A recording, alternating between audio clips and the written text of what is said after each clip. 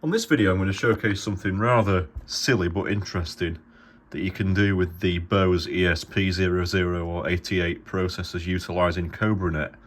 Now, CobraNet, similar to Dante and a lot of the other audio transports that go over Ethernet, are all layer 2 protocols. Some of them will do layer 3, but typically these sort of DSP products don't utilise that nature.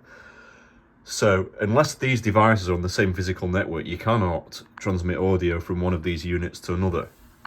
However, there is a way around it. So this ESP88 here is actually 13 miles down the road at another location with the computer sound card. Funny enough, the computer I'm connected to right now connects to one of the line inputs, as I will show you.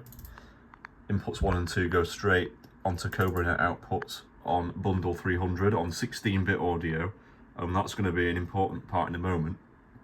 And then what I've done is utilise my layer 3 network infrastructure to create a layer 2 remote Ethernet cable effectively, and presented that to certain ports on my switch here, of which the control ports for that and the CobraNet card are plugged into. And we are receiving bundle 300 here, and then sending those to outputs 1 and 2, which go to the aux input of my test amplifier. Now, if we then go to play a song through it, you will see the audio comes in on the mono feed I've got on the ESP88, which is 13 miles away, goes over the stretch layer 2 network on the input and on the output. And just to show you that this other ESP isn't doing anything, this one's a spare. No Ethernet or control cables in there, no power even.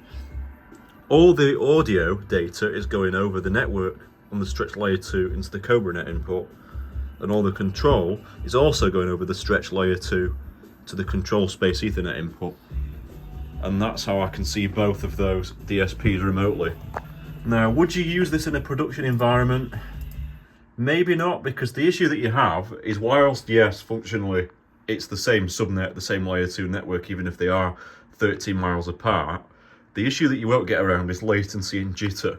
So at one of these locations, where the 88 is where I'm doing the upload section of the data, I've actually got fibre to the premises there, so there's relatively low amounts of jitter and latency, whereas here at this other address, it uses Virgin Media with the DOCSIS coax, and that's susceptible to a lot of latency and jitter, especially if other users are using the internet.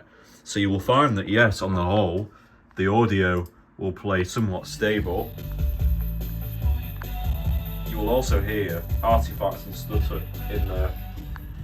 And there are things you can do to an extent to mitigate it. So you can go on SNMP and edit the parameters of the receive delay on the CobraNet card, but you're not really going to ever fix the problem of the jitter and the packets not arriving in the correct order or as they're supposed to do. But I suspect if you were to try this over a stretch layer 2 network where both ends are operating on fibre to the premises, latency is low, jitter's low, and the geographical distance isn't too far, which in the UK is relatively achievable given such a small country with lower latencies, I think if you could keep it sort of under 20 milliseconds but stable, you'd be fine. So at the moment, CobraNet's only designed to operate up to 5 milliseconds, and I've successfully run it on almost 18 milliseconds, and I don't think actually it's the latency that's killing this. The delay probably is. On the audio, that's going to certainly be affected by the latency, but with regards to the actual quality of the output and the artifacts and the stutter, I think that's entirely attributed to the latency and packet loss from the jitter of the network. So certainly something interesting. I mean, we'll play the audio track again through the Bose Turtle, and if we pull the CobraNet card, you'll see the audio stopped. Put the CobraNet card back in again. Audio returns. We'll put it in the secondary, and audio returns again.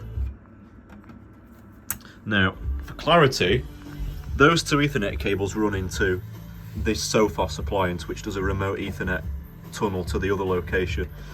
There is no other Bose engineered sound processor in this building other than that one, which is disconnected. So all the data is effectively going over the internet, but I'd be interested to know if anybody else has tried this. It's certainly not recommended, but I reckon it could work if both sides use fibre to the premises or a low latency connection.